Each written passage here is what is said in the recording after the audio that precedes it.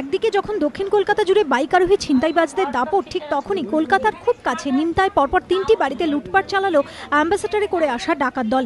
রবিবার রাত 2টো নাগাদ নিমতার রামকৃষ্ণ রোড এবং শ্যামাপ্রসাদ নগরে পরপর 3টি বাড়িতে হানা দেয় 10 থেকে 15 জনের সশস্ত্র ডাকাত দল। একটি বাড়িতে ডাকাতি করেই পরের বাড়িতে হানা। পুলিশ জানিয়েছে 3টি বাড়ি থেকে প্রায় 18 ভরি সোনা এবং 50,000 টাকা লুট করেছে ডাকাতরা। বাধা দিতে গেলে গৃহকর্তাদের মারধরও করা হয় বলে অভিযোগ। ডাকাতরা অ্যাম্বাসেডর করেই এসেছিল বলে দাবি প্রত্যক্ষদর্শীদের। রান্না থেকে কাপড় নিয়ে ওদের মুখটাকে ঢেকে দিয়েছে। ভাইয়ের কাপড়টা পড়ে গেছে বলে চট চট করে দুটো চড় মেরেছে, যে চালাকি করছিস, মুখ দেখবি করে। তারপরে আবার ওকে ঢেকে দিয়ে তারপর তো সমস্ত তছনছ করে যা পেরেছে নিয়ে চলে গেছে। যা আছে বের করে দেয়। আমি তো কিছু কি আপনারা বের করে নিন।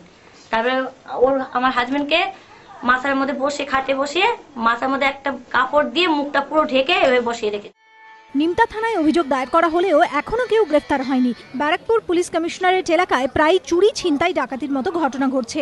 স্থানীয় বাসিন্দাদের অভিযোগ, অধিকাংশ ক্ষেত্রেই অধরা অভিযুক্তরা, ফলে আতঙ্কের দিনরাত কাটছে সাধারণ মানুষের। সমীরণ পালের রিপোর্ট, এবিপি আনন্দ, বারাসত।